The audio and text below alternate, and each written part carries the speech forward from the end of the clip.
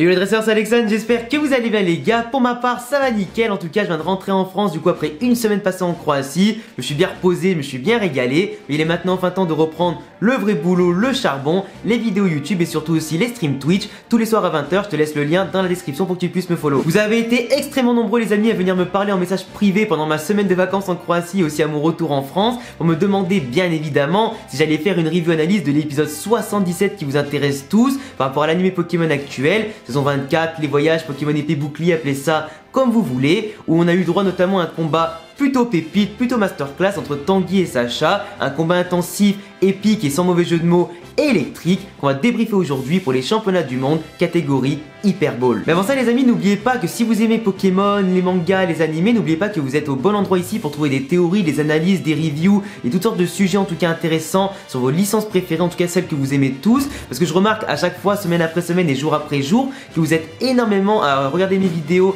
sans être abonné. Du coup n'hésitez pas à vous abonner, cocher la cloche pour être au courant des prochaines sorties des vidéos. Pour vous ça prend 2 secondes de vous abonner, pour moi c'est absolument énorme. Ça permet en tout cas d'être plus légitime sur la plateforme et de faire des projets de plus en plus ambitieux, ça en est de plus en plus nombreux. Et puis surtout si tu as envie de m'aider à atteindre pourquoi pas un jour les 1 million d'abonnés, tu sais quoi faire frérot. Après les gars, n'oubliez pas que le nouveau contenu sur la chaîne va pas tarder à débarquer, le contenu divertissement, des analyses toujours plus poussées et toujours mieux montées en tout cas par rapport aux précédentes. Du coup si vous voulez toujours voir des reviews Pokémon, c'est quand même important d'apporter ce soutien à ce concept là. Du coup je ferai la prochaine review à 2000 pouces bleus, au moins je pourrais voir en tout cas que vous êtes toujours intéressés par l'anime Pokémon et mes reviews. Pour parler plus précisément maintenant les amis de l'épisode 77 qui vous intéresse tous aujourd'hui, c'est donc pour ça que vous avez cliqué sur la vidéo. On a eu droit à un combat pépite masterclass qui pour moi fait largement partie des meilleurs combats de la saison actuelle, voire carrément de toutes les saisons confondues. Il est vrai qu'on peut pas vraiment comparer l'intensité d'un combat en 3v3 et les combats en 6v6 qu'on a eu droit notamment de voir dans les différentes ligues Pokémon ou pourquoi pas notamment à Kalos qui était hyper intéressant.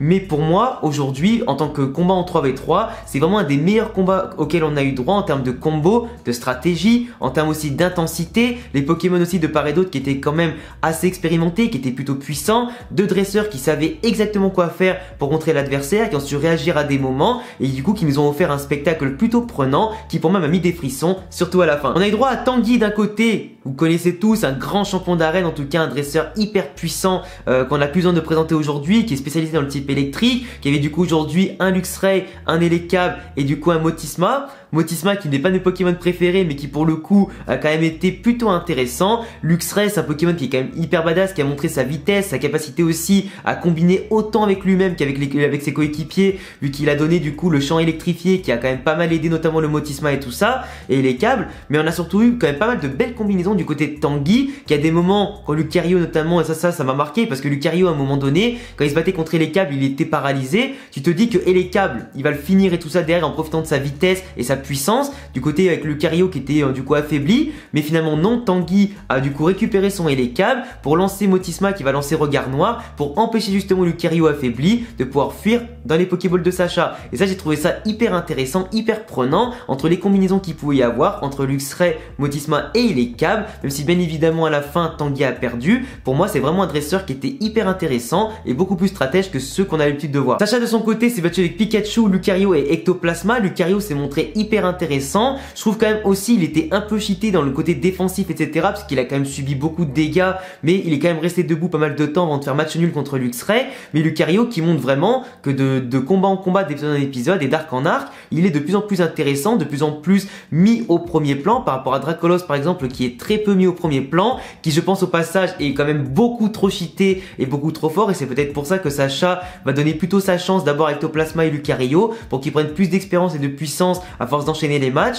par rapport à Dracolos qui lui je pense est actuellement le meilleur Pokémon de Sacha dans son équipe actuelle. Pas de méga évolution d'un côté et pas de Crystal Z d'un côté, mais de l'autre on a quand même eu le Crystal Z de Sacha qui était quand même, on se rappelle, plutôt badass quand même par rapport au celui qu'il avait utilisé durant sa saison à Alola. Aujourd'hui, s'en est resservi pour battre un Elekab qui de base peut absorber les attaques électriques et augmenter ses stats avec ça. Sauf que là, quand tu te prends un 10 millions de votes dans la gueule, forcément, tu peux pas faire grand chose. Et là, pour le coup, je pense qu'Elekab, il était vraiment trop en surcharge et ne pouvait absolument rien faire devant la détermination de Sacha, de Pikachu et surtout la grande puissance qu'ils ont générée avec le Crystal Z. L'ensemble du combat, je l'ai trouvé hyper prenant, assez stratégique. Je le rappelle, stratégique. Et je mets vraiment l'accent sur ça ça parce que souvent dans l'anime Pokémon, on dit ouais, il y a pas trop de stratégie. Sacha, des fois, il connaît pas sa table des types. Des fois, c'est l'adversaire qui la connaît pas. Des fois, il y a des mecs qui font des moves un peu inutiles et tout ça. Mais aujourd'hui, je trouve vraiment que toutes les actions quasiment étaient réfléchies. On cherchait d'un côté à paralyser l'adversaire, à booster les attaques électriques, à booster la vitesse de ses Pokémon, leurs attaques, etc.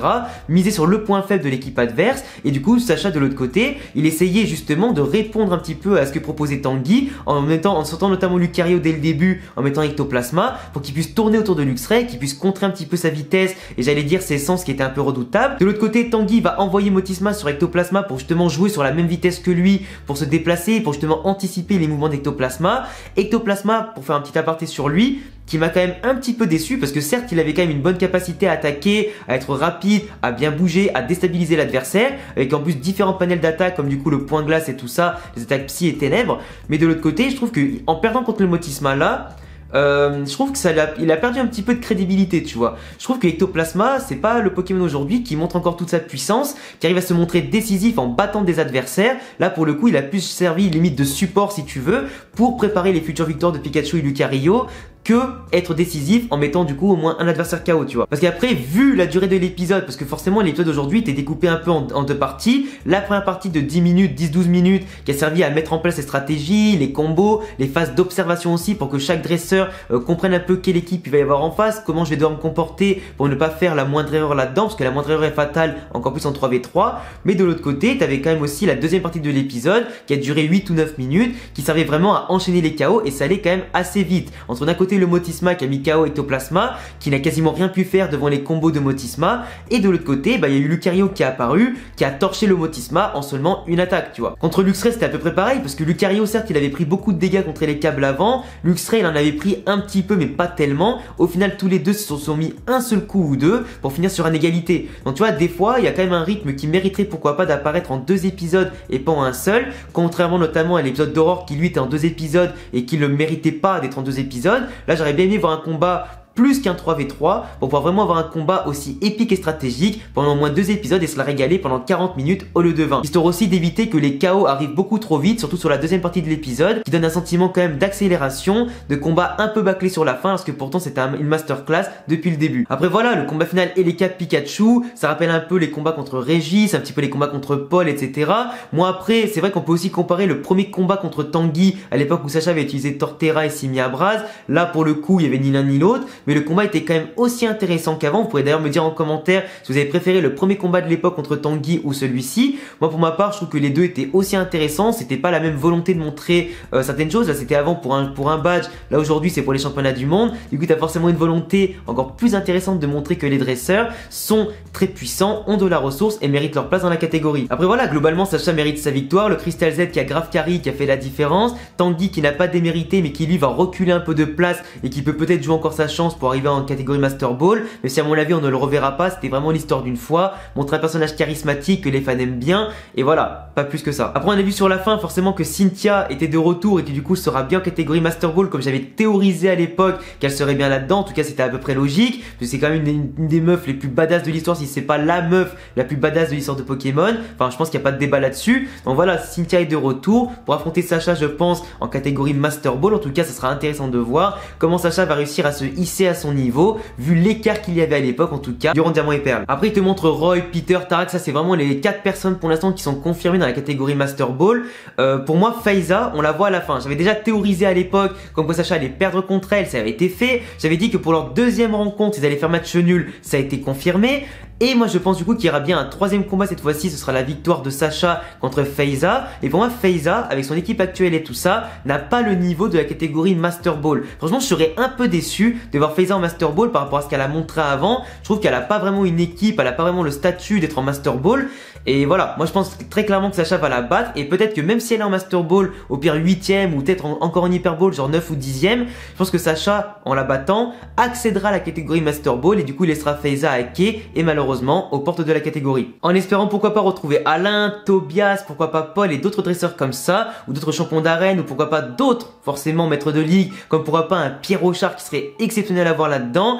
Peut-être le professeur Reform, on sait pas parce que c'est quand même un grand dresseur et on ne sait pas s'il participe ou pas au championnat du monde, ça pourrait être intéressant de le découvrir là-dedans. Bon, pourquoi pas une revanche contre Sacha par rapport à Alola, ce serait pas mal. Mais pour moi en tout cas, je pense que ça va vraiment s'accélérer d'ici les prochaines semaines. Sacha se rapproche de plus en plus de l'objectif et donc forcément on va avoir accès aux meilleurs combats d'ici pas longtemps. On sera bien sûr tous réunis ici et sur Twitch pour voir tout ça ensemble et débriefer ça ensuite sur la chaîne YouTube. Donc en tout cas les gars, voilà, c'est tout pour le retour des reviews avec l'épisode 77. Je vous laisserai en tout cas me dire en commentaire ce que vous avez pensé de l'épisode, de ma review, de mon analyse. Le gros pouce bleu bien évidemment pour soutenir le concept des débriefs, des reviews et analyses Pokémon. N'oubliez pas de vous abonner et cocher la cloche pour ne pas rater les prochains épisodes et du moins aussi les prochaines vidéos de la chaîne sur les mangas, animés, jeux vidéo et Pokémon. Rejoignez-moi sur tous les réseaux qui s'affichent ici et en description. A bientôt les amis pour prochaine vidéo. Ciao. Ensemble pour toujours et même un peu plus, amis jusqu'à